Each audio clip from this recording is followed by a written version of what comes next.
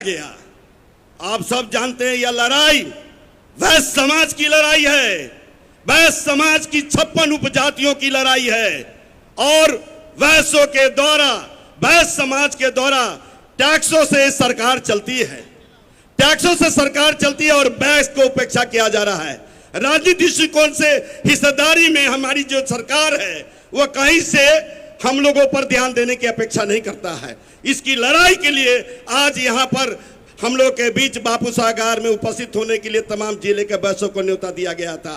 लेकिन देख सकते हैं भाइयों, देख सकते हैं जब तक जागृति वैश्यों में नहीं आएगी, जब तक अपने हक और हकूक के लिए वैश्य एक प्लेटफॉर्म पर नहीं आएगा, जब तक अपने अधिकार के लिए वैश्य एक प्लेटफॉर्म पर नहीं आएगा, एक इंसान एक कमाई करता है, दिन भर मजदूरी करता है और अपने औलाद को बढ़ाने के लिए दिन भर मजदूरी करके उस जो कमाई होती है उसे अपने बच्चों पर लाने के लिए 8 घंटे मेहनत करता है। और जब अपने वैश्य अपने भविष्य के लिए, अपने आने वाले पुश्तैनी के औलाद के लिए, जो पुश्तैन आएगा उसके हक और हकूक के लिए, उनके जीवन सुरक्षा के लिए, वैश्य में बनिया जाति के लोगों की सुरक्षा के लिए जब यह आंदोलन किया गया तो देख सकते हैं हमारे वैश्यों की जागृति क्या है। जागना होगा दोस्तों, जागना होगा। यह कोई खेल नहीं है, यह कोई मजाक नहीं है। न्योता दिया गया, आते हैं, आते। यह सही है कि आज विभिन्न कर्मों के कारण हमारे जगह जगह हमारे साथी हजारों हजार की संख्या में फंसे हुए हैं, जिसके कारण हमारी उपस्थिति अभी हो रही है और देर सवेर होना है। जब तक हमारे नेता आदरणीय तेजस्वी प्रसाद यादव में नहीं आते हैं तब तक हमारी उपस्थिति फूल हो जाएगी। लेकिन दोस्तों मैं एक बात कहना चाहता हूं, वैश्यों के साथ, व्यापारियों के साथ दिन रात अपहरण हो रहा है, पैसे वसूली किया जा रहा है, टैक्स दिया जा रहा है सरकार को, अपहरण और हत्या करके वैश्यों को बेटा को मार दिया जाता है। लड़ाई क्या है? लड़ाई यही था, यही शुरुआत है। सरकार को जगाने की बात थी, सरकार के कान पर जू लगाने की बात थी। लेकिन है क्या? है क्या वैश्य भाइयों? मैं बताना चाहता हूं कि आज हम समझते हैं कि जो उपस्थितियां हैं वो ध्यान देने योग्य बात है। वैश्य को जागना होगा, वैश्य के अंदर चेतना लानी पड़ेगी, वैश्य को समझना पड़ेगा।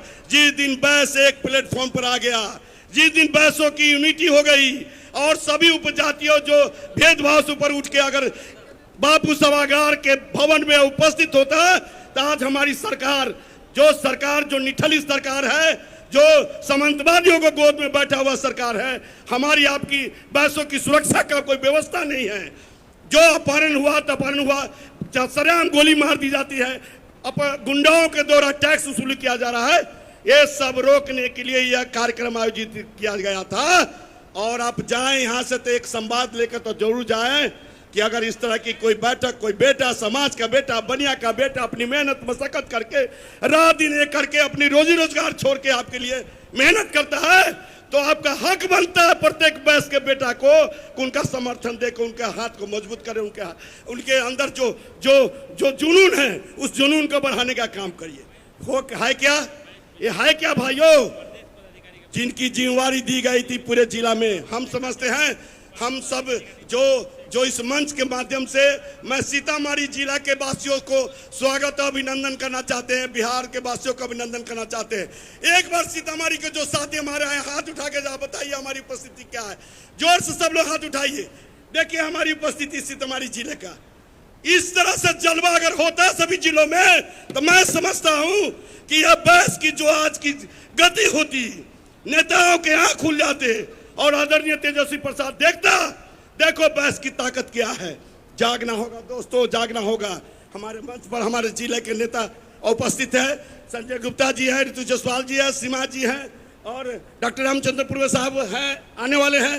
दोस्तों जागना पड़ेगा। मैं जाते जाते बताता हूँ, मैं संजय पहले प्रमुख रहा हूँ, 2 बार से जिला अध्यक्ष हूँ, 2 बार पैक्स अध्यक्ष रहा हूँ, राष्ट्रीय वैश्य समाज का जिला अध्यक्ष हूँ। पानी में घूमे हैं पैदल, लोगों को जगाने का काम किए हैं।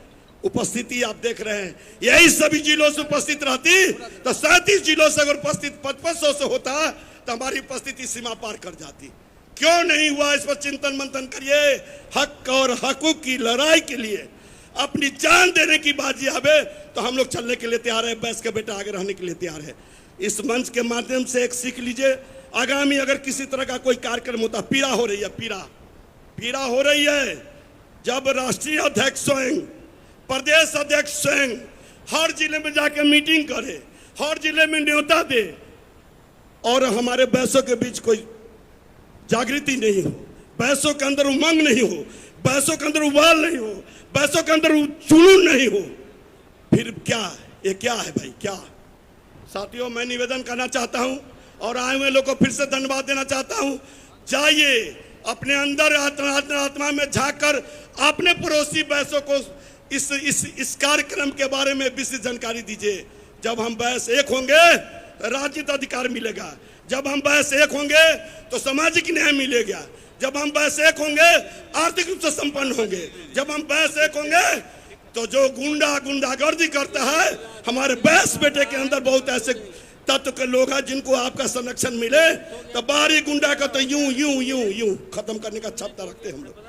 लेकिन कहीं ना कहीं हम लोग में जागृति रहनी पड़ेगी, हम लोग को एकता बनाना पड़ेगा, संगठन को मजबूत करना पड़ेगा, तभी जाके हम कामयाब होंगे। अध्यक्ष जी का निर्देश है, फिर से सभी भाइयों को हाथ जोड़ के प्रणाम करते हैं, जो आए उनका स्वागत करते हुए अपनी वाणी को समाप्त करते हैं।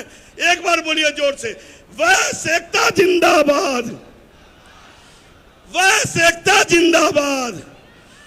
हमारी हकमारी देनी पड़ेगी, हमारी हकमारी देनी पड़ेगी। चलिए इन्हीं चंद शब्दों के साथ सब लोगों को बहुत बहुत धन्यवाद। जय हिंद, जय भारत, जय राष्ट्रीय बैस समाज।